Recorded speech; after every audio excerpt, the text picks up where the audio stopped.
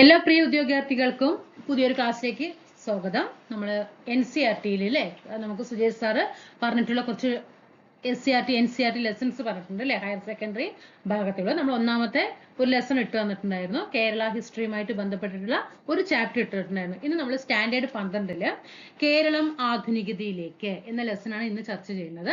നല്ല രീതിയിൽ തന്നെ എന്ത് ചെയ്യുക, ഈ അടുത്ത് നടന്ന എക്സാമുകളിലെല്ലാം നമ്മൾക്ക് അവിടെ 10th 7th പറഞ്ഞിട്ട് ഒന്നും വേർതിരിവില്ല, അതെല്ലാം വന്നിട്ടുണ്ട്. +2 ഏരിയയിൽ നിന്ന് ക്വസ്റ്റ്യൻ വന്നിട്ടുണ്ട്. അതുകൊണ്ട് എന്ത് ചെയ്യുക, ഈ കേരളം ആധുനികതയിലേക്ക് എന്നൊരു ലെസൺ എന്ത് ചെയ്യുക, നന്നായിട്ട് തന്നെ പഠിച്ചു പോകാം കേട്ടോ. നമുക്ക് ക്ലാസ്സിലേക്ക് പോകാം. ഓരോ പോയിന്റും വ്യക്തമായി ശ്രദ്ധിക്കുക.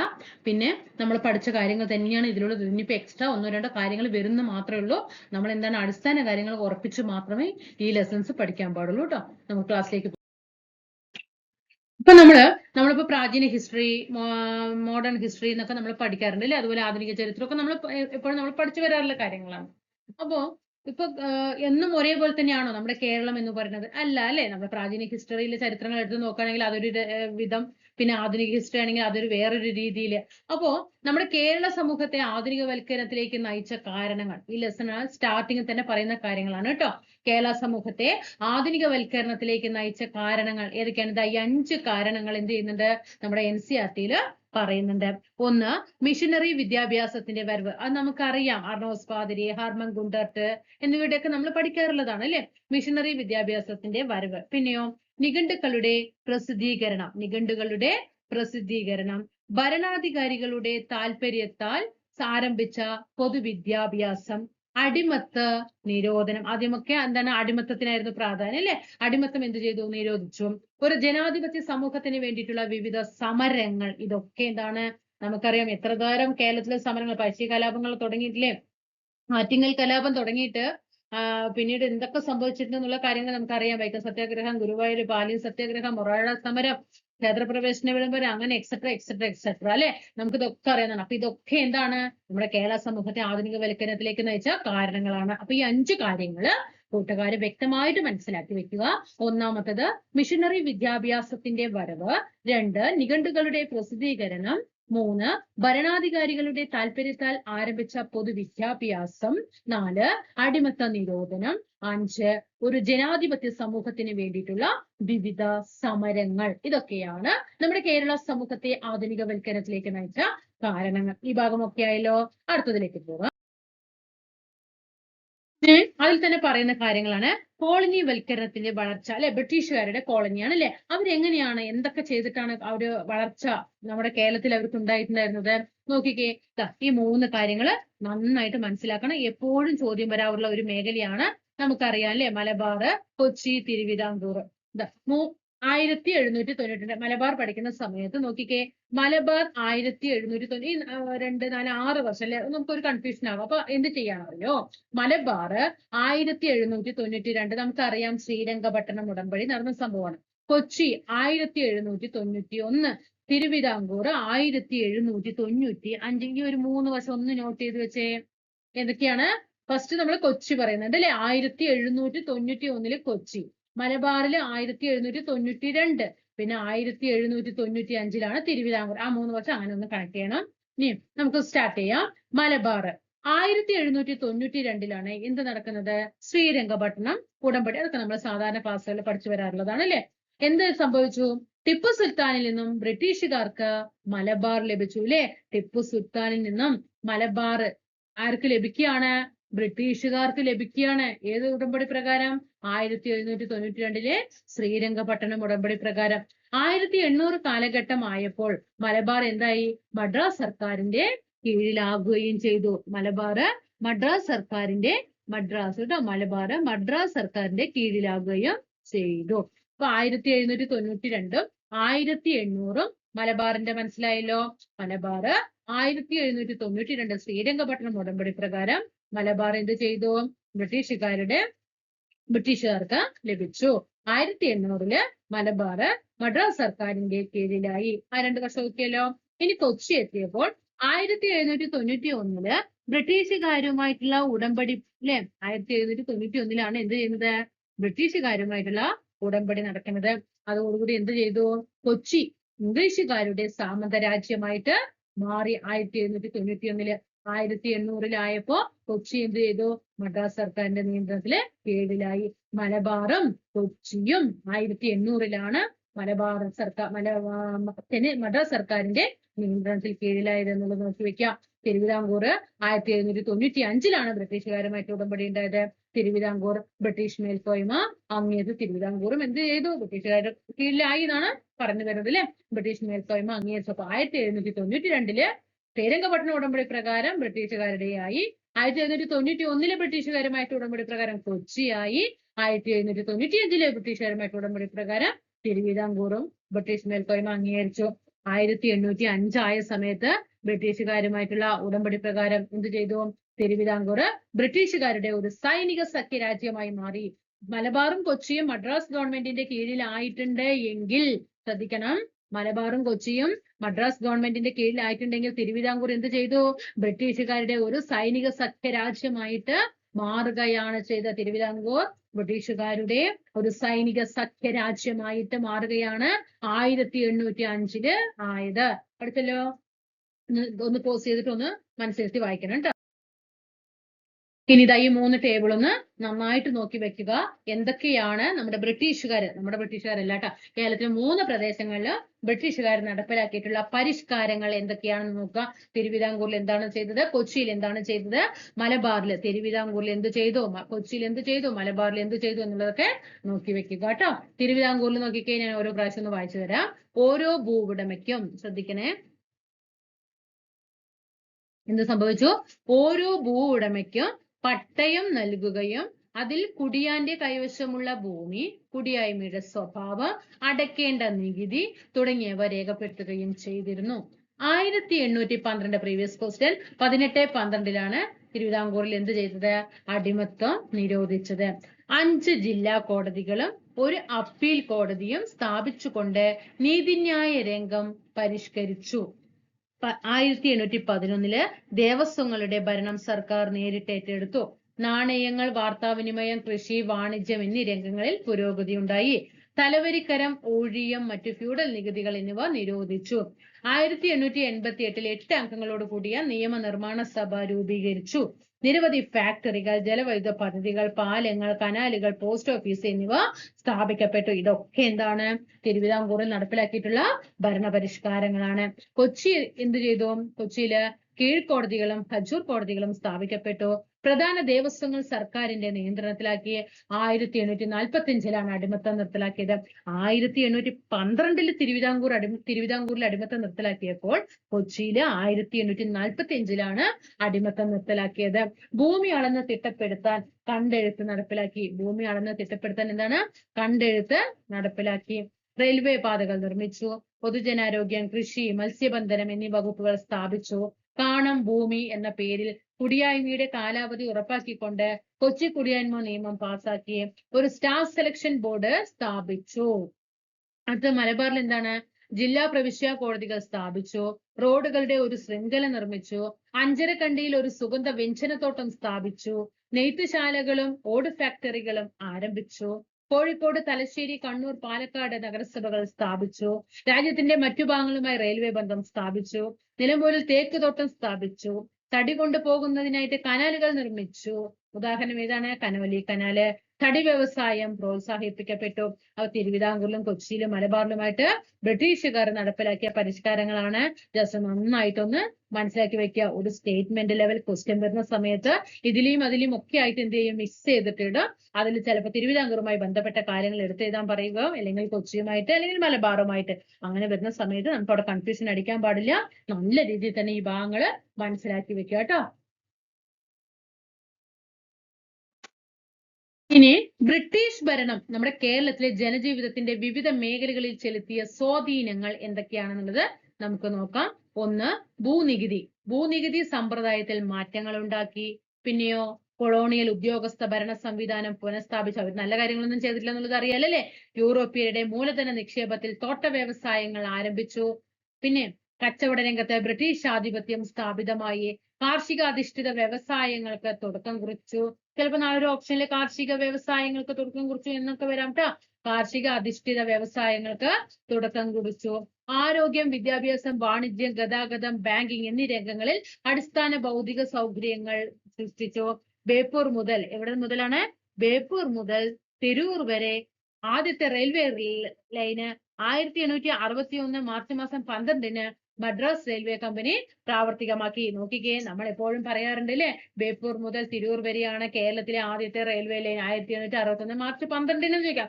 നാളെ ഇനിയിപ്പോ ഒരു ക്വസ്റ്റ്യൻ വരികയാണ്. ബേപ്പൂർ മുതൽ തിരൂർ വരെയുള്ള റെയിൽവേ ലൈൻ പൂർത്തിയാക്കിയത് ആരാണ് എന്ന് ചോദിച്ചാൽ ഏതാണ്? മദ്രാസ് റെയിൽവേ കമ്പനിയാണ്. ഏതാണ്? മദ്രാസ് റെയിൽവേ കമ്പനിയാണ് ഈ റെയിൽവേ ലൈന് പൂർത്തിയാക്കിയത്. ഇനി നമ്മൾ നേരത്തെ പറഞ്ഞു 5-6 കാര്യങ്ങൾ പറഞ്ഞിട്ടുണ്ടായിരുന്നില്ലേ, അറിവിന്റെ വ്യാപനം എങ്ങനെയാണ് നമ്മുടെ കേരള സമൂഹത്തിൽ ഉണ്ടാക്കിയ അറിവിന്റെ വ്യാപനം. നോക്കിക്കേ, യൂറോപ്യന്മാരുടെ കടന്നുവരവ് കേരളത്തിൽ വൈജ്ഞാനിക രംഗത്തുണ്ടാക്കിയ മാറ്റങ്ങൾ. യൂറോപ്യന്മാരായില്ലേ, നമുക്കറിയാം PDF ലെ പോർച്ചുഗീസുകാരും ഡച്ചുകാരും ഇംഗ്ലീഷുകാരും ഫ്രഞ്ചുകാരും ഒക്കെ നമ്മുടെ കേരളത്തിൽ വന്നു. അങ്ങനെ ആ യൂറോപ്യന്മാരുടെ കടന്നുവരവ് നമ്മുടെ കേരളത്തിൽ ഉണ്ടാക്കിയ വൈജ്ഞാനികം അറിവിന്റെ ഭാഗത്ത് ഉണ്ടാക്കിയ മാറ്റങ്ങൾ എന്തൊക്കെയാണ് നോക്കാം.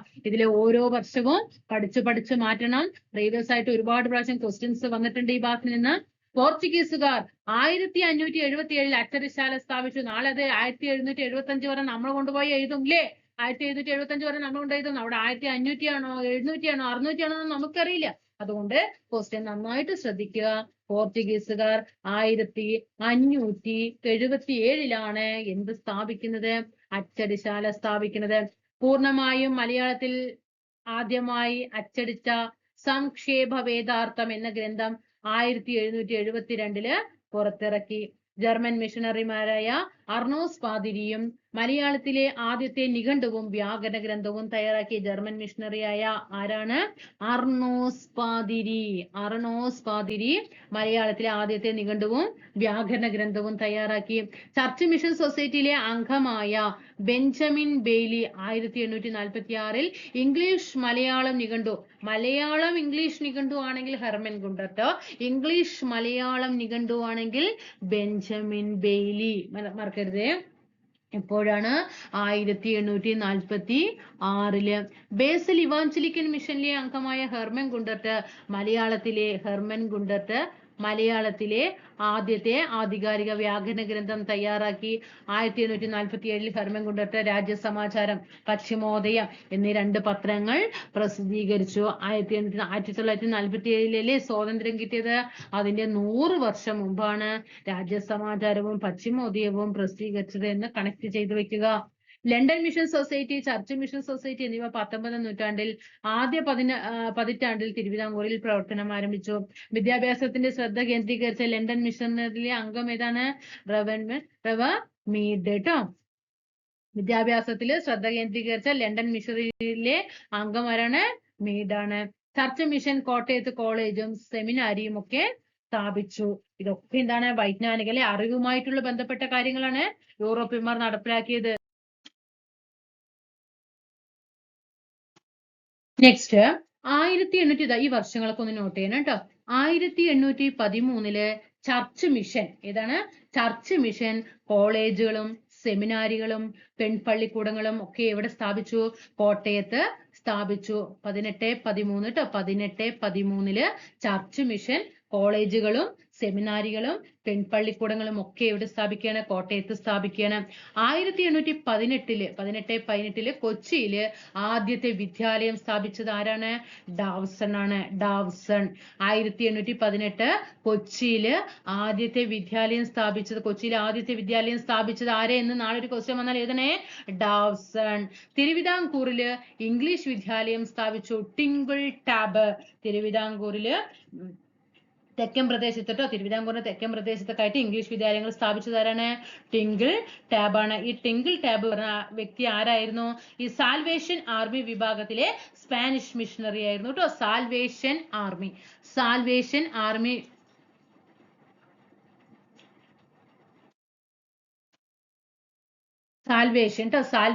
ആർമിയിലെ സ്പാനിഷ് മിഷണറി ആയിരുന്നു ആര്? ഡാവ്സൺ ആണ്.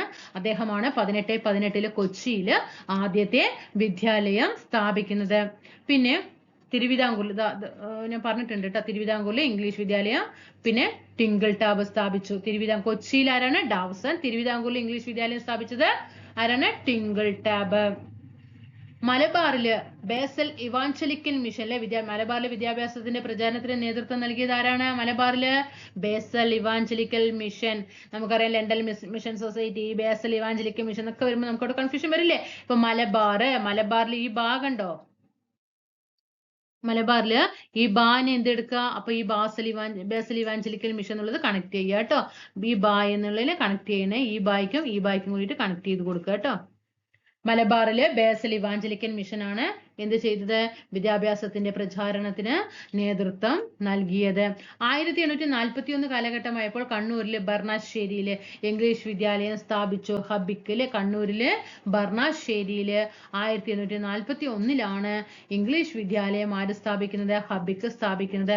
1848 കോഴിക്കോട് കല്ലായില് ഇതേപോലെ ഒരു ഇംഗ്ലീഷ് വിദ്യാലയം സ്ഥാപിച്ചിട്ടുണ്ടായിരുന്നു. 1856 തലശ്ശേരിയിൽ ഒരു ഇംഗ്ലീഷ് വിദ്യാലയം സ്ഥാപിച്ചിട്ടുണ്ടായിരുന്നു. അപ്പൊ 1813 ചർച്ച് മിഷൻ കോളേജുകളും സെമിനാരികളും പെൺപള്ളിക്കൂടങ്ങളും ഒക്കെ കോട്ടയത്ത് സ്ഥാപിച്ചു. 1818 കൊച്ചിയില് ആദ്യത്തെ വിദ്യാലയം സ്ഥാപിച്ചത് ഡാവ്സൺ ആണ്. തിരുവിതാംകൂറിൽ ഇംഗ്ലീഷ് വിദ്യാലയം ആദ്യം കൊണ്ടുവന്നത് ടിങ്കിൾ ടാബ് ആയിരുന്നു. അദ്ദേഹം സ്പാനിഷിലെ മിഷണറി ആയിരുന്നു അല്ലെ. അതുപോലെ സാൽവേഷൻ ആർമിയിലെ ഉദ്യോഗസ്ഥനായിരുന്നു. മലബാറിൽ ബേസൽ ഇവാഞ്ചലിക്കൽ മിഷൻ കൊണ്ടുവന്നു. 1841 കണ്ണൂർ ബർണാശ്ശേരിയില് ഇംഗ്ലീഷ് വിദ്യാലയം ആര് സ്ഥാപിക്കുന്നത്? ഹബിക്ക് കൊണ്ടുവരുന്നത്. 1848 കോഴിക്കോട് കല്ലായിൽ ഇംഗ്ലീഷ് വിദ്യാലയം കൊണ്ടുവന്നു. 1856 തലശ്ശേരിയില് ഇംഗ്ലീഷ് വിദ്യാലയം കൊണ്ടുവരുന്നത്.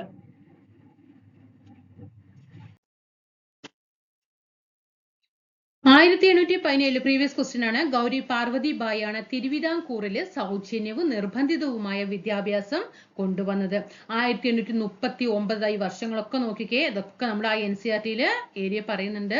1817 ഗൗരി പാർവതി ബായി കൊണ്ടുവന്നത്. 1839 സ്വാതി തിരുനാള് എറണാകുളത്ത് ഇംഗ്ലീഷ് വിദ്യാലയം സ്ഥാപിക്കുന്നത് കേട്ടോ. സ്വാതി തിരുനാള് ഇംഗ്ലീഷ് വിദ്യാലയം സ്ഥാപിക്കുന്നത് 1839. 1862 തലശ്ശേരിയിലാണ് ബ്രണ്ണൻ കോളേജ് തലശ്ശേരിയിൽ വന്ന വർഷം 1862. 1866 2 കോളേജുകൾ വന്നു. വിക്ടോറിയ കോളേജ് പാലക്കാടിലെ ഫേമസ് നമ്പർ 1 കോളേജായ വിക്ടോറിയ കോളേജ്, അതുപോലെ തിരുവനന്തപുരത്തെ മഹാരാജാസ് കോളേജും. 1875 എറണാകുളത്തുള്ള മഹാരാജാസ് കോളേജ് വന്നു. 1866 2 കോളേജുകൾ വിക്ടോറിയയും മഹാരാജാസും. 1875 എറണാകുളത്തെ സ്വാതി തിരുനാൾ 1839 കൊണ്ടുവന്നിട്ടുണ്ട്. പിന്നെ എറണാകുളത്ത് മഹാരാജാസ് കോളേജ് വന്നു. 1937 നമുക്കറിയാം തിരുവിതാംകൂർ സർവകലാശാല വന്നു. ആ തിരുവിതാംകൂർ സർവകലാശാലയാണ് 1957 എന്തായിട്ട് മാറുന്നത്? കേരള സർവകലാശാലയായിട്ട് മാറുന്നത്. ഇത്രയും വർഷങ്ങൾ പഠിച്ചോ? 18, 17 നമുക്കറിയാം അല്ലെ. ഗൗരി പാർവതി 18 നിന്ന് 1 കുറച്ചാൽ മതി അല്ലെ. 17 ഗൗരി പാർവതി ബായി തിരുവിതാംകൂറിൽ സൗജന്യവും നിർബന്ധിതവുമായ വിദ്യാഭ്യാസം കൊണ്ടുവന്നു. 1839 സ്വാതി തിരുനാൾ ഇംഗ്ലീഷ് വിദ്യാലയം എറണാകുളത്ത് കൊണ്ടുവന്നു. 1862 ബ്രണ്ണൻ കോളേജ് തലശ്ശേരിയില്. 66 Victoria College Palakkad, Maharajas College Thiruvananthapuram. 1875 Maharajas College Ernakulam. 1937 Thiruvithamkoor സർവകലാശാല. അത് പിന്നീട് 57 കേരള സർവകലാശാലയായിട്ട് മാറി. ഇനി നമ്മുടെ കേരളത്തിലെ ബ്രിട്ടീഷുകാർ കൊണ്ടുവന്നിട്ടുള്ള നിയമവ്യവസ്ഥകൾ എന്തൊക്കെയാണ്? നിയമവ്യവസ്ഥകൾ എന്ന് നോക്കാം. കേരളത്തിന്റെ നിയമരംഗത്തും ബ്രിട്ടീഷുകാർ ദീർഘവീക്ഷണത്തോടെയുള്ള നിയമങ്ങൾ നടപ്പിലാക്കി. കൊളോണിയൻ ഭരണത്തിന് മുമ്പ് നോക്കണേ. കൊളോണിയൻ ഭരണത്തിന് മുമ്പ് ജാതി വ്യവസ്ഥയെ അടിസ്ഥാനമാക്കിയിട്ടുള്ള നിയമവ്യവസ്ഥയാണ് കേരളത്തിൽ പിന്തുടർന്നിരുന്നത്. അതിൽ ഏറ്റവും പ്രമുഖമായത് ഏത് പരീക്ഷയായിരുന്നു? സത്യപരീക്ഷ അല്ലെ. കുറ്റം ചെയ്തയാളിന്റെ ജാതി അനുസരിച്ചിട്ടാണ് വിചാരണയുടെയും ശിക്ഷയുടെയും സ്വഭാവം നിർണയിച്ചിരുന്നത്. ഏത് ജാതി അനുസരിച്ചിട്ട്. നിയമവാഴ്ച, റൂൾ ഓഫ് ലോ, നിയമത്തിന്റെ മുന്നിൽ സമത്വം, ഈക്വാലിറ്റി ബിഫോർ ലോ എന്നിവ ബ്രിട്ടീഷുകാർ നടപ്പിലാക്കിയ നിയമവാഴ്ചയും നിയമത്തിന് മുന്നിൽ സമത്വവും ആര് കൊണ്ടുവന്നതാണ്? ബ്രിട്ടീഷുകാർ കൊണ്ടുവന്നതാണ്. സിവിലും ക്രിമിനലുമായ കോടതികൾ അവർ സ്ഥാപിച്ചു. നിലവിലുള്ള നിയമങ്ങൾ ക്രോഡീകരിച്ച ഒരു ഏകീകൃത നിയമം അവർ നടപ്പിലാക്കി. അങ്ങനെ ബ്രിട്ടീഷുകാരുടെ കൊളോണിയൻ ഭരണത്തിനെതിരായിട്ട് കേരളത്തിന്റെ വിവിധ ഭാഗങ്ങളിൽ വിവിധ വിഭാഗം ജനങ്ങൾ ചെറുത്തുനിൽപ്പ് നടത്തിയ സമരങ്ങൾ, അങ്ങനെയാണ് ഓരോ സമര രീതികൾ അവരുടെ ഭരണ പരിഷ്കാരങ്ങൾക്കെതിരെ നടന്ന നികുതി നയങ്ങൾക്കെതിരെയും നിയമവ്യവസ്ഥകൾക്കെതിരെയും ഒക്കെ നടന്നിട്ടുള്ള കേരളത്തിലെ ചെറുത്തുനിൽപ്പ് സമരങ്ങളിലേക്ക് കടക്കുകയാണ്. അങ്ങനെ ഒന്നാമത് ഫസ്റ്റ് വന്നു പഴശ്ശി കലാപം. പഴശ്ശി കലാപത്തിന് എത്ര ഘട്ടങ്ങളുണ്ട്? 2 ഘട്ടങ്ങളുണ്ട്. ഒന്നാം ഘട്ടം 1793 to 1797. രണ്ടാം ഘട്ടം 1800. പ്രീവിയസ് ക്വസ്റ്റ്യൻ ആണ് രണ്ടും. ഒന്നാം ഘട്ടം 1793 to 97, രണ്ടാം ഘട്ടം 1800. എന്തായിരുന്നു പഴശ്ശി കലാപത്തിന് കാരണം? ബ്രിട്ടീഷുകാരുടെ തെറ്റായിട്ടുള്ള നികുതി നയം. എപ്പോഴായിരുന്നു നമ്മൾ പറഞ്ഞ ഒന്നാം ഘട്ടം? 1793 to 97. ഇത് വരാൻ കാരണം 1792 നമ്മൾ നേരത്തെ പഠിച്ചു ശ്രീരംഗപട്ടണം ഉടമ്പടിയിലെ ശ്രീരംഗപട്ടണം ഉടമ്പടി പ്രകാരം എന്ത് ചെയ്തു? മലബാർ ബ്രിട്ടീഷ് സർക്കാരിന്റെ കീഴിലായില്ലേ? അങ്ങനെ നികുതി പിരിക്കാനുള്ള അധികാരം കുറുമ്പനാട്ടെ വീരവർമ്മയ്ക്ക് കൊടുത്തു. എന്ത് ചെയ്യാണ്? ശ്രീരംഗപട്ടണം 1792 മലബാർ ബ്രിട്ടീഷ് ആധിപത്യത്തിന് കീഴിലായില്ലേ? അങ്ങനെ നികുതി പിരിക്കാനുള്ള അധികാരം അവർ എന്ത് ചെയ്യാണ്? പ്രാദേശിക ഭരണാധികാരികൾക്ക് നൽകി. ആ പ്രാദേശിക ഭരണാധികാരിയായിരുന്നു ആര്? കുറുമ്പനാട്ടെ വീരവർമ്മ. ആ കുറുമ്പനാട്ടെ വീരവർമ്മയ്ക്ക് നികുതി പിരിക്കാനുള്ള അധികാരം ആര് കൊടുക്കുകയാണ്? ബ്രിട്ടീഷുകാർ കൊടുക്കുകയാണ്. അതിലൊക്കെ പ്രതിഷേധിച്ചിട്ടാണ് എന്ത് ചെയ്യുന്നത്? 93 ഒന്നാം പഴശ്ശി കലാപത്തിന് തുടക്കം കുറിക്കുന്നത്. അപ്പൊ ചോദ്യം വന്നാലോ, 1792 ശ്രീരംഗപട്ടണം സന്ധി പ്രകാരം ആർക്കാണ് നികുതി പിരിക്കാനുള്ള അധികാരം കൊടുത്തത് എന്ന് ചോദിച്ചാൽ ആർക്കാണ്? കുറുമ്പനാട്ടെ വീരവർമ്മ. പ്രാദേശിക ഭരണാധികാരിയായ കുറുമ്പനാട്ടെ വീരവർമ്മയ്ക്കാണ്. രണ്ടാം ഘട്ടം അങ്ങനെ 1800 വന്നു. കുറിച്യരും കുറുമ്പരും എന്ത് ചെയ്തു? പഴശ്ശിരാജയുടെ സൈന്യത്തില് ഉണ്ടായിരുന്നു.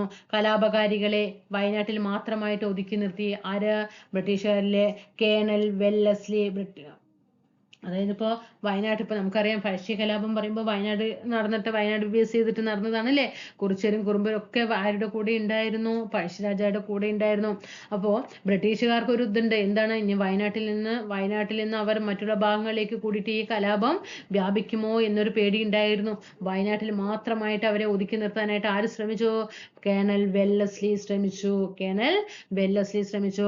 പഴശ്ശിരാജയ്ക്കെതിരെ കോൽക്കാർ സൈന്യം ആര് കൊണ്ടുവന്നു? Thomas Harvey ബേബർ. കോൽക്കാർ എന്ന തദ്ദേശീയ സൈന്യത്തെ അണിനിർത്തിയിട്ട് പഴശ്ശിരാജയ്ക്കെതിരെ പട നയിച്ച തലശ്ശേരി സബ് കളക്ടറാണ് Thomas Harvey Baber. Thomas Harvey Baber ആരാണ്? തലശ്ശേരി സബ് കളക്ടറാണ്. അദ്ദേഹം എന്ത് ചെയ്യാണ്? കോൽക്കാർ എന്ന തദ്ദേശ സൈന്യത്തെ അണിനിരത്തിയിട്ട് പഴശ്ശിരാജയ്ക്കെതിരെ എന്ത് ചെയ്തു? പട നയിച്ചു. അങ്ങനെ പഴശ്ശി കൊല്ലപ്പെടുന്നത് എപ്പോഴാണ്? 1805 നവംബർ 30 മാവിലത്തോട് വെച്ചിട്ടാണ്. 1805 നവംബർ 30. പഴശ്ശിരാജയുടെ മൃതശരീരം തോമസ് ഹാർവി വേബർ ഉണ്ടല്ലോ, തന്റെ പല്ലക്കിൽ വഹിച്ചുകൊണ്ട് മാനന്തവാടിയിൽ കൊണ്ടുവന്ന് ബഹുമതികളോടെ എന്ത് ചെയ്തു? അതിനെ സംസ്കരിച്ചു. അപ്പോൾ പഴശ്ശി കലാപത്തെ കുറിച്ച് ഏകദേശം മനസ്സിലായോ? ഒന്നാം ഘട്ടം 1793 to 97, രണ്ടാം ഘട്ടം 1800 തെറ്റായ നികുതി നയമാണ് ഒന്നാമത്തെ പഴശ്ശി വിപ്ലവത്തിന് കാരണമായത്. 1792 ശ്രീരംഗപട്ടണം ഉടമ്പടി പ്രകാരം എന്ത് ചെയ്യാണ്? മലബാറിൽ നികുതി പിരിക്കാനുള്ള അധികാരം പ്രാദേശിക ഭരണാധികാരികൾക്ക് ബ്രിട്ടൻകാർ കൊടുക്കുകയാണ്. അന്ന് അവിടെ നികുതി പിരിച്ചിട്ടുണ്ടായിരുന്ന ആരാണ്? കുറുമ്പനാട്ടെ വീരവർമ്മയാണ്. അങ്ങനെ രണ്ടാം ഘട്ടം എത്തി 1800 കുറിച്യരും കുറുമ്പരും ഒക്കെ ആരുടെ കൂടെ ഉണ്ടായിരുന്നു? പഴശ്ശി രാജാവിന്റെ കൂടെ ഉണ്ടായിരുന്നു. കലാപകാരികൾ മറ്റുള്ളവർക്ക് തന്നെ വ്യാപിക്കാതെ വയനാട്ടിൽ മാത്രമായിട്ട് ഒതുക്കി നിർത്താൻ ആര് ശ്രമിച്ചു? കേണൽ വെല്ലസ്ലി ശ്രമിച്ചു. പഴശ്ശിരാജയ്ക്കെതിരെ കോൽക്കാർ എന്ന സൈന്യത്തെ തോമസ് ഹാർവി ബേബർ, അന്നത്തെ തലശ്ശേരിയിലെ സബ് കളക്ടറായിരുന്ന തോമസ് ഹാർവി ബേബർ എന്ത് ചെയ്തു? വയനാട്ടിൽ മാത്രമായിട്ട് അവരെ ഒതുക്കി നിർത്താനായിട്ട് ശ്രമിച്ചു. പഴശ്ശിരാജയ്ക്കെതിരെ അന്നത്തെ സബ് കളക്ടറായിരുന്ന തോമസ് ഹാർവി ബേബർ കലാപകാരികളെ വയനാട്ടിൽ മാത്രമായിട്ട് ഒതുക്കി നിർത്താൻ ശ്രമിച്ചത് കേണൽ വെല്ലസ്ലിയാണ്. പഴശ്ശിരാജയ്ക്കെതിരെ കോൽക്കാർ സൈന്യത്തെ രൂപീകരിച്ചത് ആരാണ്? Thomas Harvey ബേബർ. അദ്ദേഹം തലശ്ശേരിയിലെ സബ് കളക്ടറായിരുന്നു. പഴശ്ശി കൊല്ലപ്പെടുകയാണ് 1805 നവംബർ 30 മാവിലത്തോട് വെച്ചിട്ട്. ഇനി വേലുത്തമ്പിയും പാലിയത്തച്ഛനെ കുറിച്ചിട്ടും ഈ ലെസണിൽ പറയുന്നുണ്ട്. ഇംഗ്ലീഷ് ഈസ്റ്റ് ഇന്ത്യ കമ്പനിയിലെ തിരുവിതാംകൂറിലെയും കൊച്ചിയിലൊക്കെ ബ്രിട്ടീഷൊക്കെ റെസിഡന്റ് ആയിട്ട് ആരായിരുന്നു? കേണൽ മെക്കാളയെ നിയമിച്ച വർഷം 1800 കേട്ടോ. റെസിഡന്റ് ആയിട്ട് തിരുവിതാംകൂറിലും മലബാറിലും കൊച്ചിയിലും ഒക്കെ തിരുവിതാംകൂറിൽ റെസിഡന്റ് ആയിട്ട് സ്ഥാപിച്ചത് ബ്രിട്ടീഷുകാർ ആരെയായിരുന്നു? കേണൽ മെക്കാളയായിരുന്നു. പിന്നെ നമുക്കറിയാം തിരുവിതാംകൂറിലാണ് വേലുത്തമ്പി ദളവ വരുന്നത്, കൊച്ചിയിലാണ് പാലിയത്തച്ഛനും വരുന്നത്. അത് അവിടെ എടുത്തു പറയുന്നുണ്ട്. പിന്നെ മാത്തൂത്തരകൻ എന്നൊരു വ്യക്തിയെ കുറിച്ചിട്ട് അവിടെ എടുത്തു പറയുന്നുണ്ടോ? ആരാണ് ഈ മാത്തൂത്തരകൻ എന്ന് ചോദിച്ചാൽ, നമ്മൾ 1805 കാലഘട്ടത്തില് ബ്രിട്ടീഷുകാർ തിരുവിതാംകൂറിലെ ഭരണാധികാരിയുമായിട്ട് എന്ത് ചെയ്തു? ഒരു സൗഹൃദത്തിന്റെയും ഒരു സൗഹൃദപരമായിട്ട് ഒരു സന്ധിയിൽ ഒപ്പുവെച്ചു. ഇതിന്റെ ഫലമായിട്ട് തിരുവിതാംകൂറിന്റെ രാഷ്ട്രീയ സ്വാതന്ത്ര്യത്തിന് എന്ത് ചെയ്യാണ്? അവിടെ അന്ത്യം കുറിക്കുകയാണ് ചെയ്യുന്നത്. കപ്പം അടച്ചു തീർക്കാൻ റെസിഡന്റ് എന്ത് ചെയ്തു? നിർബന്ധം ചെലുത്തി. തിരുവിതാംകൂറിനോട് കപ്പം അടിച്ചു തീർക്കാൻ റെസിഡന്റ് നിർബന്ധം ചെലുത്തുകയും ഒപ്പം തന്നെ രാജ്യത്തിന് ഒരു വൻ തുക നൽകേണ്ടിയിരുന്ന ആരായിരുന്നു? മാത്തൂത്തരകൻ എന്നയാളുടെ ഭൂമി കണ്ടുകെട്ടാൻ വേലുത്തമ്പി പുറപ്പെടുവിച്ച കൽപ്പന അദ്ദേഹം റദ്ദാക്കുകയും ചെയ്തു. അതായത് ഈ മാത്തൂത്തരകൻ എന്ന് പറയുന്ന വ്യക്തി ഒരുപാട് എന്ത് കൊടുക്കാനുണ്ടായിരുന്നു?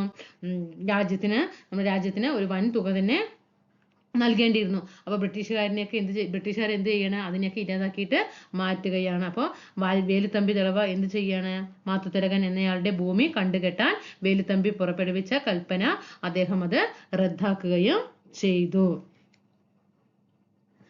ഇനി പിന്നെ കുണ്ടറ വിളംബരം നടന്നത് അറിയാം അല്ലേ? 1809 ജനുവരി 16. ആ ജനുവരി 16 എന്നുള്ളത് നോട്ട് ചെയ്യണം കേട്ടോ. 1809 ജനുവരി 16, മലയാള വർഷം 984 മകരം 1-നാണ് ഏത് നടക്കുന്നത്? കുണ്ടറ വിളംബരം നടക്കുന്നത്. നമുക്കറിയാം കേരളത്തിലുണ്ടായിട്ടുള്ള കലാപരീതികളാണ് ഓരോന്നോരോന്ന് പറഞ്ഞു വരുന്നത്. നമ്മൾ പഴശ്ശി കലാപങ്ങളൊക്കെ പഠിച്ചു, വേലുത്തമ്പിയും പാലിയത്തച്ഛനെയും കുറിച്ച് പഠിച്ചു. മാപ്പിള കലാപം എപ്പോഴായിരുന്നു? 19-ാം നൂറ്റാണ്ടിൽ അല്ലേ? മാപ്പിള കലാപം 19-ാം നൂറ്റാണ്ടിലായിരുന്നു. പിന്നെ നമുക്കറിയാം വില്യം ലോഗൻ. ആരായിരുന്നു വില്യം ലോഗൻ എന്ന് പറയുന്നത്? 19-ാം നൂറ്റാണ്ടിൽ മലബാറിന്റെ വിവിധ ഭാഗങ്ങളായിട്ട് മാപ്പിള കർഷകർ നടത്തിയ 50-ലേറെ കലാപങ്ങൾ ഒരു കലാപമായിരുന്നു ഇത് മാപ്പിള കലാപം എന്ന് പറയുന്നത്. ഈ കലാപങ്ങളെ കുറിച്ച് പഠിക്കാൻ നിയോഗിച്ച വ്യക്തിയാണ് വില്യം ലോഗൻ എന്ന് പറയുന്നത്. ഇനി പ്രമുഖ സാമൂഹിക പരിഷ്കർത്താക്കൾ വൈകുണ്ഠസ്വാമികൾ. എന്തൊക്കെയാണ് അദ്ദേഹത്തിന്റെ പ്രസ്ഥാനമാണ്? സമത്വ സമാജം, പ്രസിദ്ധീകരണങ്ങൾ അഖിലത്തിരുട്ട്, അരുൾനൂല്. പരിഷ്കാരങ്ങൾ എന്തൊക്കെയായിരുന്നു? ദക്ഷിണേന്ത്യയിൽ ആദ്യത്തെ കണ്ണാടി പ്രതിഷ്ഠ നടത്തിയത്. അദ്ദേഹത്തിന്റെ ധാർമ്മിക വിശ്വാസ വ്യവസ്ഥ അയ്യാവഴി എന്ന് അറിയപ്പെട്ടു. ഒരു തരത്തിലുള്ള വിവേചനങ്ങളില്ലാതെ എല്ലാ പേരെയും സമത്വത്തിനായിട്ട് അദ്ദേഹം നിലകൊണ്ടു. പിന്നെ ശ്രീനാരായണ ഗുരുവിന്റെ പ്രസ്ഥാനം ശ്രീനാരായണ ധർമ്മ പരിപാലന യോഗം, SNDP. പിന്നെ പ്രസിദ്ധീകരണങ്ങൾ ആത്മോപദേശ ശതകം, ദൈവദശകം, ദർശനമാല, ശിവശതകം, നവമഞ്ചരി. നോട്ട് ചെയ്യണം കേട്ടോ, അതൊക്കെ വരുന്നുണ്ട് ക്വസ്റ്റ്യന്. ആത്മോപദേശ ശതകം, ദൈവദശകം, ദർശനമാല, ശിവശതകം, നവമഞ്ചരി. അതിതാണ് ശ്രീനാരായണ ഗുരു. പരിഷ്കാരങ്ങൾ എന്തൊക്കെയായിരുന്നു? അന്ധവിശ്വാസങ്ങൾ, ജാതി വിവേചനങ്ങൾ എന്നിവയുടെ ഉച്ചാടനത്തിനായി നിലകൊണ്ടു. പാശ്ചാത്യ വിദ്യാഭ്യാസം, വാണിജ്യ, വ്യവസായ സംരംഭങ്ങൾ എന്നിവ ഏറ്റെടുക്കാൻ ജനങ്ങളെ പ്രേരിപ്പിച്ചു.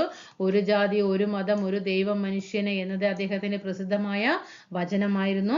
യാഥാസ്ഥികത ജനവിഭാഗത്തെ അമ്പരിപ്പിച്ചുകൊണ്ട് 1888 അരുവിപ്പുറത്ത് ശിവപ്രതിഷ്ഠ നടത്തി. പിന്നെ ചട്ടമ്പി സ്വാമികളെ കുറിച്ചിട്ട് പറയുന്നുണ്ട്. അദ്ദേഹത്തിന്റെ പ്രസിദ്ധീകരണങ്ങളാണ് പ്രാചീന മലയാളം, ആദിഭാഷ, വേദാധികാര നിരൂപണം. ഇതൊക്കെ ചട്ടമ്പി സ്വാമികളുടേതാണ്. പരിഷ്കാരങ്ങള് ജാതി വ്യവസ്ഥയെയും യുക്തിരഹിതമായ സാമൂഹിക ആചാരങ്ങളെയും എതിർത്തു. മലയാള ഭാഷയ്ക്കും സാഹിത്യത്തിനും വിലയേറിയ സംഭാവനകൾ അദ്ദേഹം നൽകി. വേദങ്ങളിൽ ബ്രാഹ്മണർക്കുണ്ടായിരുന്ന കുത്തക ആധിപത്യത്തെ അദ്ദേഹം വെല്ലുവിളിച്ചു.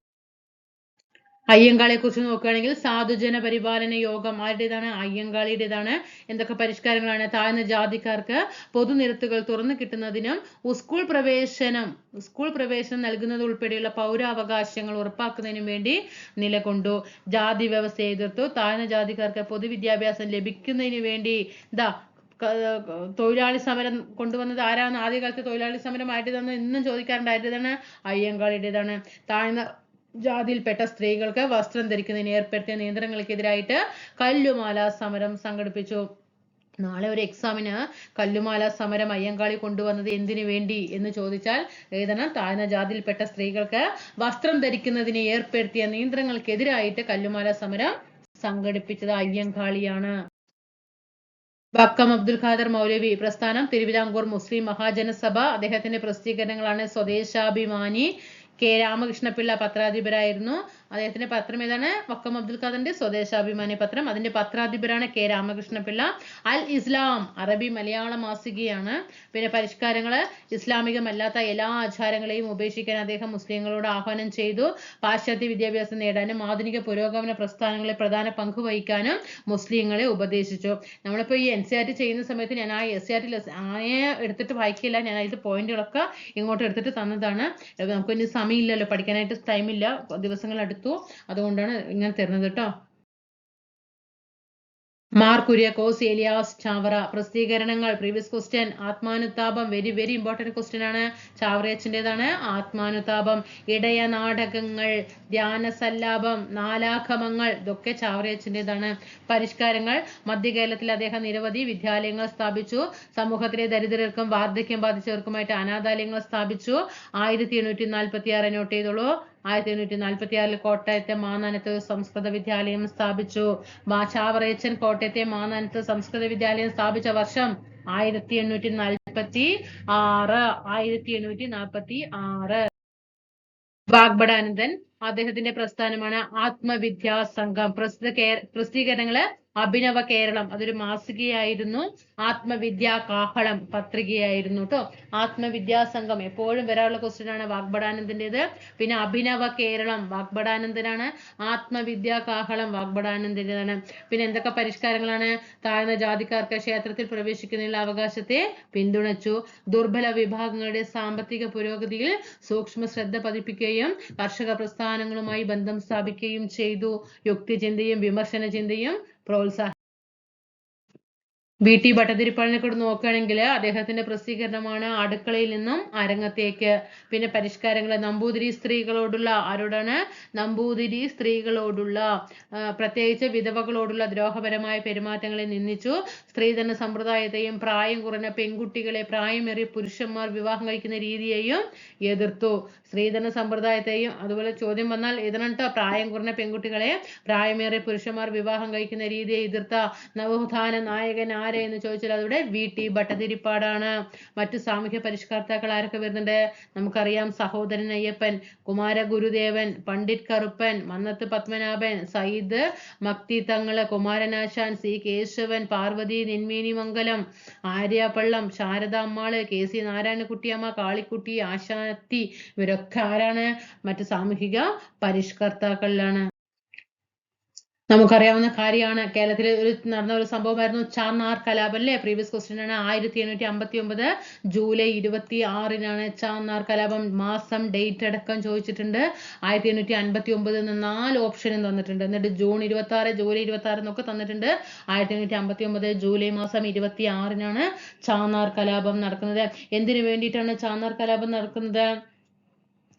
സവർണ സ്ത്രീകൾക്ക് ഉണ്ടായിരുന്നിട്ടില്ല വസ്ത്രം ധരിക്കാനുള്ള അവകാശം അന്ന് ചാന്നാർ സ്ത്രീകൾക്ക് ഉണ്ടായിരുന്നില്ല.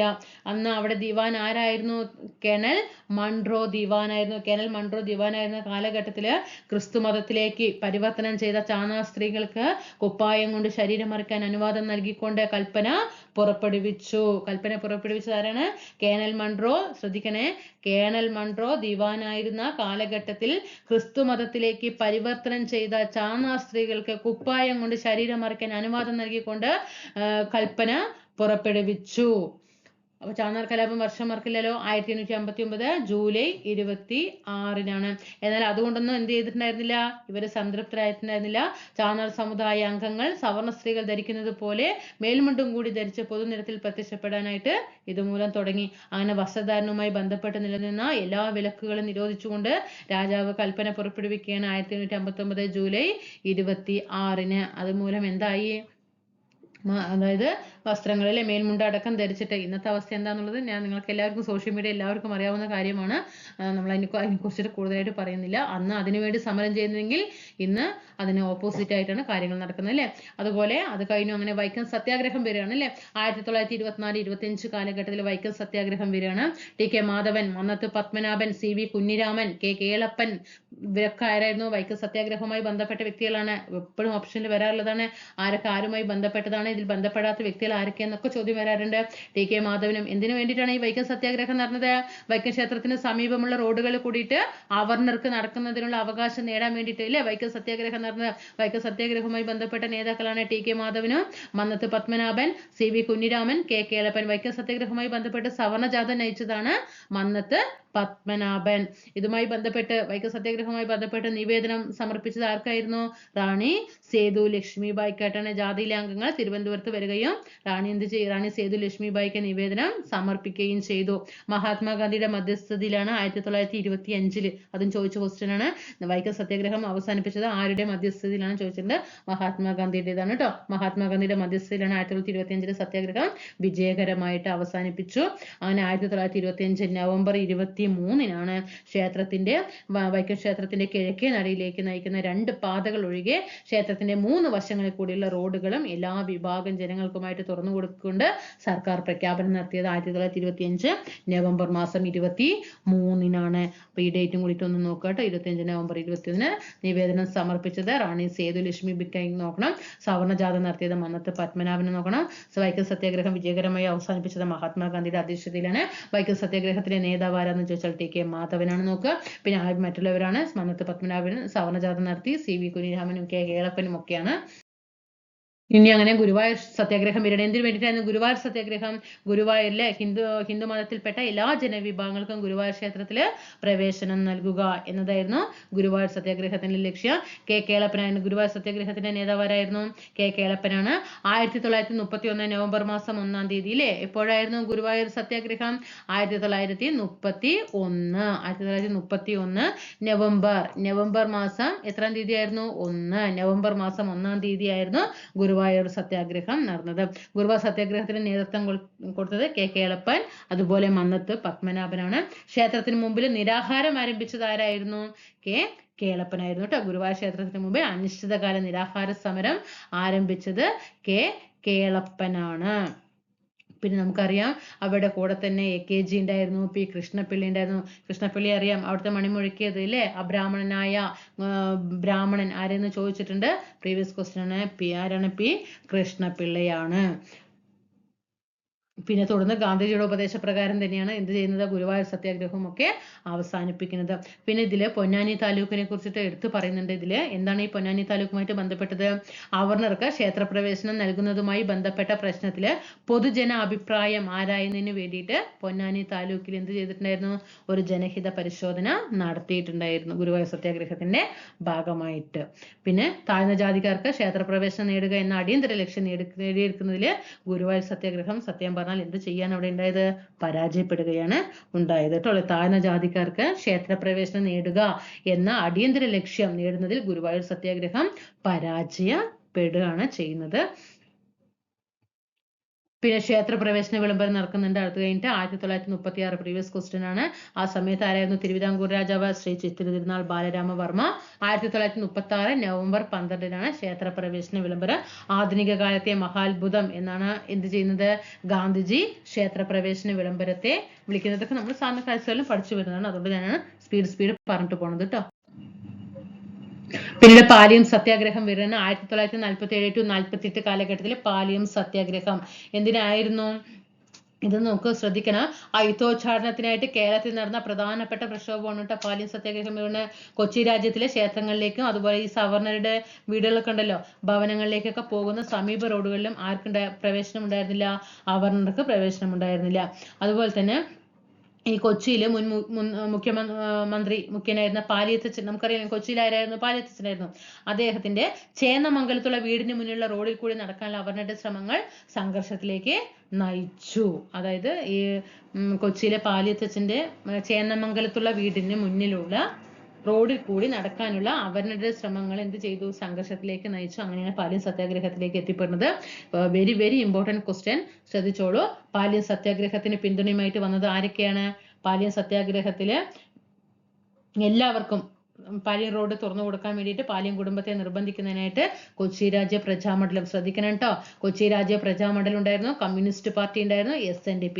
ഈ 3 പ്രസ്ഥാനങ്ങളാണ് പാലിയം സത്യാഗ്രഹത്തിന് എന്ത് ചെയ്തു, നല്ല രീതിയിൽ സപ്പോർട്ട് ചെയ്തിട്ട് അവിടെ എന്താണ് ഈ പാലിയം സത്യാഗ്രഹത്തിന് എല്ലാ യോഗങ്ങളും അതുപോലെ ഒക്കെ സത്യാഗ്രഹങ്ങളും ഒക്കെ ആരംഭിക്കുന്നതിന് വേണ്ടി എല്ലാം ചെയ്തു കൊടുത്തത് ആര് തന്നെയാണ്, കൊച്ചി രാജ്യ പ്രജാമണ്ഡലം, കമ്മ്യൂണിസ്റ്റ് പാർട്ടി, SNDP അല്ലേ. അപ്പൊ ഈ 3 പ്രസ്ഥാനങ്ങൾ ഓർത്ത് വെക്കുക കേട്ടോ. നാളെ ഒരു ഓപ്ഷനിൽ വേറെ ഏതെങ്കിലും ഒരു പാർട്ടി തന്നിട്ട് എന്ത് ചെയ്യും, ഇതിലത്തെ ഉൾപ്പെട്ടത് ഏത് അല്ലാത്തത് ഏത് എന്നൊക്കെ ചോദിക്കാം. അപ്പൊ ഈ 3 പ്രസ്ഥാനങ്ങളെ ഓർത്ത് വെക്കുക. 1947 ഡിസംബർ 4-നാണ് എന്ത് ചെയ്യുന്നത്, പാലിയം സത്യാഗ്രഹം ആരംഭിക്കുന്നത് കേട്ടോ. 1947 ഡിസംബർ 4, വെരി വെരി ഇമ്പോർട്ടന്റ്, അതിൽ എടുത്തു പറയുന്നുണ്ട് കേട്ടോ, ഡേറ്റ് എടുത്തു പറയുന്നുണ്ട്. 1947 ഡിസംബർ അവസാന മാസമായപ്പോഴാണ് കേട്ടോ പാലിയം സത്യാഗ്രഹം അവസാനം. നമുക്കറിയാല്ലേ 1947 ഓഗസ്റ്റ് 15 നമുക്ക് സ്വാതന്ത്ര്യം കിട്ടുകയാണ് അല്ലേ. നമുക്ക് അപ്പോൾ കുറച്ചൊരു ഇത് വരികയാണ്, ഒരു വേരിയേഷൻ വരുന്നുണ്ട് അല്ലേ അവിടെ. അപ്പോൾ നമുക്കറിയാം 1947 പറയുമ്പോൾ തന്നെ അറിയാം എന്താണ് സ്വാതന്ത്ര്യദിനത്തിന്റെ ആ വർഷമാണ്, അപ്പോഴാണ് പാലിയം സത്യാഗ്രഹവും നടക്കുന്നത്. അതേപോലെ മാസം എന്ത് ചെയ്യുക, അവസാന മാസം എന്നുള്ളത് കണക്കാക്കുക കേട്ടോ. ഡിസംബർ 4-നാണ്. സി കേശവൻ പാലിയം സത്യാഗ്രഹത്തിന്റെ നേതാവാരായിരുന്നു, സി കേശവനായിരുന്നു. പാലിയം സത്യാഗ്രഹത്തിലെ ഏക രക്തസാക്ഷി AG വേലായുധൻ, പ്രീവിയസ് രക്തസാക്ഷിയായിരുന്നു AG വേലായുധൻ. 1948 ഏപ്രിലിൽ കൊച്ചിയിലെ എല്ലാ ക്ഷേത്രങ്ങളും എല്ലാ വിഭാഗം ഹിന്ദുക്കൾക്കായിട്ട് എന്ത് ചെയ്യുകയാണ്, തുറന്ന് കൊടുക്കുകയാണ്. അതോടുകൂടി സമരം പിൻവലിക്കുകയും ചെയ്തു. നമുക്കറിയുമ്പോൾ 48 പറയാൻ വഴിയില്ല, കാരണം 47 ആരംഭിച്ചത് തന്നെ ഡിസംബർ അവസാനമാണ് ആരംഭിച്ചത്, പിന്നെ എന്തായാലും 48 വരുന്നുള്ളത് അറിയാലോ. അപ്പൊ ഏക രക്തസാക്ഷി AG വേലായുധൻ, പാലിയം സത്യാഗ്രഹത്തിന്റെ നേതാവ് സി കേശവൻ, അതുമായി അനുബന്ധിച്ചിട്ടുള്ള ഏതൊക്കെയാണ്, കൊച്ചി രാജ്യ പ്രജാമണ്ഡലം, കമ്മ്യൂണിസ്റ്റ് പാർട്ടി, SNDP കേട്ടോ. അങ്ങനെ സമരങ്ങളൊക്കെ കഴിഞ്ഞു, അങ്ങനെ ദേശീയ പ്രസ്ഥാനങ്ങളൊക്കെ ഉണർന്നു വരികയാണ് അല്ലെ. സി ശങ്കരൻ നായർ ആരായിരുന്നു, INC-യുമായിട്ട് ബന്ധപ്പെട്ട GP പിള്ളை ആരായിരുന്നു, അതൊക്കെ നമുക്ക് അറിയാവുന്ന കാര്യങ്ങളാണ് അല്ലെ. ആരായിരുന്നു സി ശങ്കരൻ നായരും GP പിള്ളയും കേരളത്തിലെ ഇന്ത്യൻ നാഷണൽ കോൺഗ്രസിന്റെ ആദ്യകാല പ്രമുഖ നേതാക്കൾ. കേരളത്തിലെ ഇന്ത്യൻ നാഷണൽ കോൺഗ്രസിന്റെ ആദ്യകാല പ്രമുഖ നേതാക്കളായിരുന്നു സി ശങ്കരൻ നായരും GP പിള്ളയും പ്രമുഖ നേതാക്കളായിരുന്നു. 1897 ഇന്ത്യൻ നാഷണൽ കോൺഗ്രസിന്റെ അമരാവതി സമ്മേളനത്തിൽ അധ്യക്ഷം വഹിച്ചതായിരുന്നു C Sankaran Nair. 1897 very very important. 1897 Indian national കോൺഗ്രസിന്റെ അമരാവതി സമ്മേളനത്തിന് അധ്യക്ഷം വഹിച്ചത് സി ശങ്കരൻ നായർ. ഇനി നമ്മളെല്ലാം പഠിച്ചത് എല്ലാം കൂടിയിട്ട് എന്ത് ചെയ്യണത്, ഓരോരോ പ്രവർത്തനങ്ങൾ കൊച്ചിയിൽ എന്ത് നടന്നു, മലബാറിൽ എന്ത് നടന്നു, അതുപോലെ തിരുവിതാംകൂറിൽ എന്ത് നടന്നു എന്നുള്ളത് ഇത് ഈ ഓരോരോ ടേബിൾ നോക്കി മനസ്സിലാക്കുക. കൊച്ചിയിൽ 1921 കേരള പ്രവിശ്യ കോൺഗ്രസ് കമ്മിറ്റി പ്രവർത്തനം ആരംഭിച്ചു. അതുപോലെ നിസ്സഹരണ പ്രസ്ഥാനം 20 കാലഘട്ടത്തിലെ നിസ്സഹരണ പ്രസ്ഥാനം. 21 എന്താണ്, കേരള പ്രവിശ്യ കോൺഗ്രസ് കമ്മിറ്റി പ്രവർത്തനം ആരംഭിച്ചു, നിസ്സഹരണ പ്രസ്ഥാനം. 1930 കൊച്ചിയിലാണ് സിവിൽ നിയമ ലംഘന പ്രസ്ഥാനം. 1936 തൃശൂർ പട്ടണത്തിലെ വൈദ്യുതി വിതരണം സ്വകാര്യ ഏജൻസിയെ ഏൽപ്പിക്കാനുള്ള ദിവാൻ ഷൺമുഖം ചെട്ടിയുടെ തീരുമാനത്തിനെതിരായി തൃശ്ശൂർ വൈദ്യുതി പ്രക്ഷോഭം നമുക്ക് പറയാറുണ്ട് എപ്പോഴും, അത് പഠിക്കണം. 36-ലാണ്. ഇപ്പൊ സിവിൽ നിയമലംഘന പ്രസ്ഥാനം പറയുമ്പോൾ ചിലപ്പോൾ നമ്മൾ പെട്ടെന്ന് എവിടേക്ക് പോകും, തിരുവിതാംകൂർ എന്നൊക്കെ എഴുതി വെക്കില്ലേ, അല്ലാട്ടോ കൊച്ചിയാണ് 1930 സിവിൽ നിയമലംഘന പ്രസ്ഥാനം. 1941 BR കൃഷ്ണനെഴുത്തച്ഛന്റെ അധ്യക്ഷതയിൽ കൊച്ചി രാജ്യ പ്രജാമണ്ഡലം, പ്രീവിയസ് ക്വസ്റ്റ്യൻ, കൊച്ചി രാജ്യ പ്രജാമണ്ഡലം 1941 BR കൃഷ്ണനെഴുത്തച്ഛന്റെ അധ്യക്ഷതയിലാണ് ഒരു പുതിയ രാഷ്ട്രീയ പ്രസ്ഥാനം നിലവിൽ വന്നു. 1942 പ്രജാമണ്ഡലത്തിന്റെ നേതൃത്വത്തിൽ ക്വിറ്റ് ഇന്ത്യ പ്രസ്ഥാനം. ഏത് മണ്ഡലത്തിന്റെ നേതൃത്വത്തിലാണ് നോക്കണേ, കൊച്ചി രാജ്യ പ്രജാമണ്ഡലത്തിന്റെ നേതൃത്വത്തിലാണ് ക്വിറ്റ് ഇന്ത്യ പ്രസ്ഥാനം വരുന്നത്. കൊച്ചിയിൽ ഉത്തരവാദിത്വ ഭരണം സ്ഥാപിക്കുന്നതിന് വേണ്ടി പ്രജാമണ്ഡലത്തിന്റെ നേതൃത്വത്തിൽ രാജ്യവ്യാപക പ്രക്ഷോഭം 1946 നടന്നു. 1948 ഇക്കണ്ട വാര്യർ പ്രധാനമന്ത്രിയായി. കൊച്ചിയിലെ ആദ്യത്തെ സമ്പൂർണ്ണ പ്രജാമണ്ഡല മന്ത്രിസഭ പ്രജാമണ്ഡലം ഔപചാരികമായി ഇന്ത്യൻ നാഷണൽ കോൺഗ്രസിൽ ലയിച്ചു. കൊച്ചിയിലെ ആദ്യത്തെ സമ്പൂർണ്ണ പ്രജാമണ്ഡല മന്ത്രിസഭ പ്രജാമണ്ഡലം ഔപചാരികമായിട്ട് ഇന്ത്യൻ നാഷണൽ കോൺഗ്രസിൽ ലയിക്കുകയാണ് ചെയ്തത്.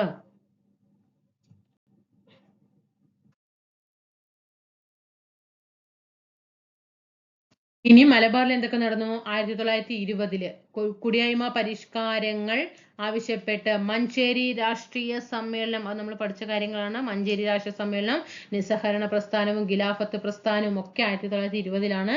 1921 ടി പ്രകാശത്തിന്റെ അധ്യക്ഷതയിൽ ഒറ്റപ്പാലത്ത് ആദ്യത്തെ അഖില കേരള പ്രവിശ്യ സമ്മേളനം.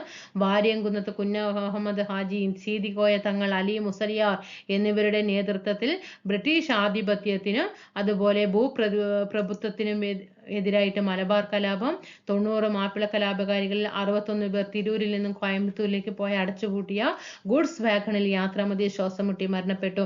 ഇത് വാഗൺ ദുരന്തം എന്ന് അറിയപ്പെടുന്നു. 30 കെ കേളപ്പൻ, മുഹമ്മദ് അബ്ദുറഹിമാൻ സാഹിബ്, മൊയ്തു മൗലവി, മൊയ്യാരത്ത് ശങ്കരൻ, പി കൃഷ്ണപിള്ള, RV ശർമ്മ തുടങ്ങിയവർ നയിച്ച ഉപ്പ് സത്യാഗ്രഹം. 36 കണ്ണൂരിൽ നിന്ന് മദ്രാസ് വരെ AK ഗോപാലൻ നേതൃത്വത്തിൽ പട്ടിണി ജാഥ. 42 ക്വിറ്റ് ഇന്ത്യ പ്രസ്ഥാനവും കേഴരിയൂർ ബോംബ് കേസും. 1927 തിരുവിതാംകൂറില് ഉത്തരവാദ ഭരണത്തിന് വേണ്ടിയിട്ടുള്ള ജനകീയ പ്രക്ഷോഭം. 29 ദക്ഷിണേഷ്യൻ രാജ്യങ്ങളിലെ ജനകീയ സമ്മേളനം. 32 C Kesavan, TM Varghese, NV Joseph, PK Kunju എന്നിവരുടെ നേതൃത്വത്തിൽ അഖില തിരുവിതാംകൂർ സംയുക്ത രാഷ്ട്രീയ സമിതി നിവർത്തന പ്രക്ഷോഭം ആരംഭിച്ചു. അപ്പൊ നിവർത്തന പ്രക്ഷോഭത്തിന്റെ നേതാക്കൾ നോക്കണം: C Kesavan, TM Varghese, NV Joseph, PK Kunju. Sreemoolam പ്രജാസഭയിലേക്ക് സ്വത്തടിസ്ഥാനത്തിന് പകരം ജനസംഖ്യാടിസ്ഥാനത്തിൽ വോട്ടവകാശം ആവശ്യപ്പെട്ടായിരുന്നു സമരം സംഘടിപ്പിച്ചത്. 38 ഉത്തരവാദ ഭരണം നേടുന്നതിനായിട്ട് പട്ടം താണുപിള്ള ആദ്യത്തെ പ്രസിഡന്റായി. തിരുവിതാംകൂർ സ്റ്റേറ്റ് കോൺഗ്രസ് സ്ഥാപിക്കപ്പെട്ടു. രാജ്യമൊട്ടാകെ സിവിൽ നിയമലംഘന സമരം. അക്കമ ചെറിയ നയിച്ച സ്റ്റേറ്റ് കോൺഗ്രസ് ആക്ഷൻ കൗൺസിലിന്റെ വമ്പിച്ച പ്രകടനം തിരുവനന്തപുരത്ത് നടന്നു. ഇതൊന്ന് നോട്ട് ചെയ്യണം കേട്ടോ. അക്കമ ചെറിയനാണ് സ്റ്റേറ്റ് കോൺഗ്രസ് ആക്ഷൻ കൗൺസിലിന്റെ വമ്പിച്ച പ്രകടനം തിരുവനന്തപുരത്ത് നടത്തിയത് നോക്കണം. അപ്പം മനസ്സിലായല്ലോ. 27 ഉത്തരവാദ ഭരണത്തിന് വേണ്ടിയിട്ടുള്ള ജനകീയ പ്രക്ഷോഭം. ഇതൊക്കെ നമ്മൾ ചെറിയ ക്ലാസ്സുകളിൽ പഠിക്കുന്നുണ്ടല്ലേ, സെറ്റിലൊക്കെ പഠിക്കുന്നുണ്ട്, അല്ലെങ്കിൽ ഗൈഡ് ആണെങ്കിൽ നമുക്ക് പഠിച്ചു വരുന്ന കാര്യങ്ങളാണ്. പിന്നീട് പൂക്കോട്ടൂർ യുദ്ധം നടക്കുകയാണ്. മലബാർ കലാപകാലത്തെ ആദ്യത്തെ ആസൂത്രിതവും നേരിട്ടതുമായ ആക്രമണം പൊട്ടിപ്പുറപ്പെട്ടത് 1921 ഓഗസ്റ്റ് പൂക്കോട്ടൂരിലായിരുന്നു അല്ലേ. പിന്നെ ഏകദേശം 3000 കലാപകാരികൾ ഇതിൽ പങ്കെടുത്തു. ഈ കലാപം വളരെ ശക്തമായതിനാൽ ജില്ലാ മജിസ്ട്രേറ്റ് ആയിരുന്ന തോമസ് കലാപത്തെ അടിച്ചമർത്താൻ കൂടുതൽ സൈനിക സഹായം മദ്രാസ് സർക്കാരിനോട് ആവശ്യപ്പെട്ടു. നോക്കിക്കേ, കോമസ് കണ്ടോ, കോമസ് എന്ന യുദ്ധക്കപ്പലിന് കോഴിക്കോട് തുറമുഖത്തെത്താൻ ആവശ്യമായ ഏർപ്പാടുകളും ചെയ്തിരുന്നു. യുദ്ധക്കപ്പലിന്റെ സാന്നിധ്യം കലാപകാരികളെ ഭയപ്പെടുത്തുമെന്ന പ്രതീക്ഷയിലാണ് ഇങ്ങനെ ചെയ്ത. 100 കണക്കിന് കലാപകാരികൾ കൊല്ലപ്പെട്ടു. നമുക്കറിയാം മലബാർ കലാപവുമായി ബന്ധപ്പെട്ട് നടന്ന കലാപമാണ് ഇത് പൂക്കോട്ടൂർ യുദ്ധം എന്ന് പറഞ്ഞത് അല്ലെ. 1921 ഓഗസ്റ്റിലാണ് കേട്ടോ. അതുമായിട്ട് ബന്ധപ്പെട്ട് എത്ര കലാപകാരികളാണ് പങ്കെടുത്തത്? 3000-ഓളം കലാപകാരികൾ പങ്കെടുത്തിട്ടുണ്ടായിരുന്നു. അതുപോലെ ഈ കലാപം എന്തായിരുന്നു? വളരെ ശക്തമായിരുന്നു. അന്ന് ജില്ലാ മജിസ്ട്രേറ്റ് ആയിരുന്നു ആര്? തോമസ്. ഈ കലാപത്തെ അടിച്ചമർത്താൻ വേണ്ടിയിട്ട് കൂടുതൽ സൈനിക സഹായം ഏത് സർക്കാരിനോട് ആവശ്യപ്പെടുകയാണ്? മദ്രാസ് സർക്കാരിനോട് ആവശ്യപ്പെടുകയാണ്. അങ്ങനെ കോമസ് എന്ന യുദ്ധക്കപ്പൽ കേട്ടോ, മറക്കരുതേ. കോമസ് എന്ന യുദ്ധക്കപ്പലിന് കോഴിക്കോട് തുറമുഖത്തെത്താൻ ആവശ്യമായ ഏർപ്പാടുകളൊക്കെ ചെയ്തിട്ടുണ്ടായിരുന്നു. പിന്നീട് നമുക്കറിയാം സമരങ്ങൾ. 1941 കയ്യൂർ സമരം നടന്നിട്ടുണ്ടായിരുന്നു അല്ലെ. കമ്മ്യൂണിസ്റ്റ് സോഷ്യലിസ്റ്റ് ആശയങ്ങളിലൊക്കെ ആകൃഷ്ടരായിട്ട് കർഷകരുടെയും തൊഴിലാളികളുടെയും പ്രസ്ഥാനങ്ങൾക്കൊക്കെ നേതൃത്വം നൽകിയിട്ട് ഒരുപാട് സമരങ്ങൾ വന്നു. അതുമായിട്ട് ബന്ധപ്പെട്ടതാണ് 1941 കയ്യൂർ സമരം വന്നു. 46 പുന്നപ്ര വയലാർ സമരം നടന്നു. പിന്നെ 1900 ഈ ഒരു വർഷം ഒന്ന് ഡേറ്റ് നോക്കി, ഇതൊക്കെ നമുക്ക് അറിയാവുന്ന കാര്യമാണ്. 1940 സെപ്റ്റംബർ 15 അടിച്ചമർത്തൽ വിരുദ്ധ ദിനമായിട്ട് മലബാറിലെ തൊഴിലാളികളും കർഷകരും അടിച്ചമർത്തൽ വിരുദ്ധ ദിനമായിട്ട് സംഘടിപ്പിച്ചത് എപ്പോഴാണ്? 1940 സെപ്റ്റംബർ 15. 1940 സെപ്റ്റംബർ 15 കേട്ടോ. 40 സെപ്റ്റംബർ 15. പിന്നീട് നമുക്കറിയാം ഐക്യ കേരള പ്രസ്ഥാനത്തിലേക്ക് നമ്മുടെ കേരളം കടക്കാൻ ഈ സമരങ്ങളിലൊക്കെ ഫലമായിട്ട് ആധുനികതയിൽ എത്തിക്കപ്പോൾ ഐക്യ കേരളവുമായിട്ട് അല്ലെ. അങ്ങനെ മലയാളി സ്വത്വബോധവും ഐക്യ കേരളവും. ഞാൻ ആ ടെക്സ്റ്റ് ആ പോയിന്റുകൾ മാത്രമേ ഇങ്ങോട്ട് എടുത്തിട്ടുള്ളൂ കേട്ടോ. അല്ലാതെ ഞാൻ അതിനങ്ങനെ വിവരിക്കാനായിട്ട് നിൽക്കുന്നില്ല. നമുക്ക് ഏത് വ്യക്തികൾ വന്നു, ഏത് വർഷം വന്നു, ആരെന്ത് ചെയ്തു, ഇത് മാത്രമാണ് ഇങ്ങോട്ട് എടുത്തെടുത്ത് തന്നിരിക്കുന്നത്. ലെസണൊക്കെ വായിക്കാൻ നിൽക്കുകയാണെങ്കിൽ നമുക്ക് ഒരാഴ്ച ഇരുന്നാലും ആ ഒരു ലെസൺ ഒന്നും വായിച്ച് കഴിയില്ല. അത്രയും നമുക്ക് മനസ്സിട്ട് വായിക്കുകയാണെങ്കിൽ വെറുതെ വായിച്ചുകൊണ്ട് പോയാൽ പോരല്ലോ, പഠിച്ചിട്ടൊന്നും വായിക്കണ്ടേ. അതിന് സമയമില്ലാത്തതുകൊണ്ടാണ് ഞാൻ ഇങ്ങനെ പോയിന്റുകൾ ഇങ്ങോട്ട് എടുത്തു തന്നു കേട്ടോ. മലയാളി സ്വത്വബോധവും ഐക്യ കേരളവും. നമ്മുടെ തിരുവിതാംകൂറും കൊച്ചി മലബാർ അല്ലെ, ഇതിങ്ങനെ 3ആയി വിഭജിക്കപ്പെട്ടിരിക്കുന്ന പ്രദേശം കേരളം എന്ത് ചെയ്തു? രൂപപ്പെടുന്നതിന് വഴിതെളിച്ച പ്രധാന ഘടകങ്ങളാണ്. ഈ തിരുവിതാംകൂറും മലബാറും കൊച്ചിയും ഒക്കെ കൂടി ചേർന്നിട്ടാണ് നമ്മുടെ ഇന്ന് 1956 ജനുവരി 1 എന്ത് ചെയ്യുന്നത്? കേരളം നിലവിൽ വരുന്നത് അല്ലെ. അങ്ങനെ മലയാളി എന്ന സ്വത്വബോധം, അതായത് മലയാള ഭാഷ അല്ലെ, അങ്ങനെ മലയാളിയെ ഈ ബോധത്തിലേക്ക് നയിച്ച ഘടകങ്ങൾ എന്തൊക്കെയാണ് നോക്കിക്കേ. 14-ാം നൂറ്റാണ്ടിൽ രചിക്കപ്പെട്ട ലീലാതിലകം എന്ന വ്യാകരണ ഗ്രന്ഥം, അതുപോലെ ആധുനിക വിദ്യാഭ്യാസത്തിന്റെ പുരോഗതി, അച്ചടി വിദ്യയുടെ കടന്നുവരവ്, അതായത് നമ്മുടെ ഐക്യ കേരളത്തിലേക്ക് വന്നിട്ടുള്ള കാരണങ്ങൾ എന്തൊക്കെയെന്നാണ് നമ്മുടെ കേരളമായിട്ട് രൂപപ്പെടാനുള്ള കാരണങ്ങൾ ഏതൊക്കെ തരണം ചെയ്തിട്ടാണ് നമ്മുടെ ഇന്ന് കാണുന്ന കേരളം എന്നാണ് ഇവിടെ ചോദ്യം വന്നിരിക്കുന്നത്. അതിൽ ഒന്നാമത്തെ പറയുന്നുണ്ട് ലീലാതിലകം എന്ന വ്യാകരണ ഗ്രന്ഥം. ആധുനിക വിദ്യാഭ്യാസത്തിന്റെ പുരോഗതി, ക്രിസ്ത്യൻ മിഷണറിമാർ ഇഷ്ടംപോലെ വിദ്യാഭ്യാസങ്ങൾ കൊണ്ടുവന്നിട്ടുണ്ടായിരുന്നില്ലേ? അതുപോലെ പോർച്ചുഗീസുകാരുടെ അച്ചടി വിദ്യയുടെ കടന്നുവരവും മലയാള ഭാഷാ പത്രങ്ങളുടെ പ്രചാരം, പുറത്തു നിന്നുള്ളവരെ തിരുവിതാംകൂറിലെ സർക്കാർ സർവീസിൽ നിയമിക്കപ്പെട്ടതിനെതിരായിട്ട് 1891 മുതൽ 91 10,028 പേർ ഒപ്പിട്ട് രാജാവിന് നൽകിയ മലയാളി മെമ്മോറിയൽ, ദേശീയ സ്വാതന്ത്ര്യ സമര പ്രസ്ഥാനങ്ങൾ, 1921 ഒറ്റപ്പാലത്ത് ഇന്ത്യൻ നാഷണൽ കോൺഗ്രസിന്റെ നേതൃത്വത്തിൽ നടന്ന അഖില കേരള പ്രവിശ്യ സമ്മേളനം. ഈ സമ്മേളനത്തിലാണ് ആദ്യമായിട്ട് മലബാർ, കൊച്ചി, തിരുവിതാംകൂർ എന്നിവിടങ്ങളിലെ പ്രതിനിധികൾ ഒരുമിച്ച് പങ്കെടുക്കുന്നത്. ചോദ്യം വന്നാൽ ഇതിനെ മലബാറും കൊച്ചിയും തിരുവിതാംകൂറും എന്നിവിടങ്ങളിലെ പ്രതിനിധികൾ ഒരുമിച്ച് പങ്കെടുത്ത ആദ്യത്തെ കേരളത്തിലെ സമ്മേളനം ഏതാണെന്ന് ചോദിച്ചാൽ 1921 ഒറ്റപ്പാലത്ത് ഇന്ത്യൻ നാഷണൽ കോൺഗ്രസിന്റെ നേതൃത്വത്തിൽ നടന്ന അഖില കേരള പ്രവിശ്യ സമ്മേളനമാണ്, മറക്കരുത്. EMS രചിച്ച 1.25 കോടി മലയാളികൾ എന്ന ഗ്രന്ഥം, ഐക്യ കേരള പ്രസ്ഥാനം, 1949 ജൂലൈ 1 തിരുക്കൊച്ചി സംയോജനം. പ്രീവിയസ് ക്വസ്റ്റ്യൻ ആണ്. തിരുക്കൊച്ചി സംയോജനം നടന്നത് 1949 ജൂലൈ 1 അതുപോലെ 1956 സംസ്ഥാന പുനഃസംഘടനാ നിയമം നമുക്കറിയാം, ഫസൽ അലി കമ്മീഷൻ ആയിട്ടുള്ളത്. ഇതൊക്കെ എന്ത് ചെയ്യാണ്? നമ്മൾ ഐക്യ കേരളത്തിലേക്ക് എത്തിച്ചു. ഈ വർഷങ്ങളും കൂടി ഒന്ന് നോട്ട് ചെയ്യണം. 1921 കേരള പ്രവിശ്യ കോൺഗ്രസ് കമ്മിറ്റി, നോട്ട് ചെയ്യണം.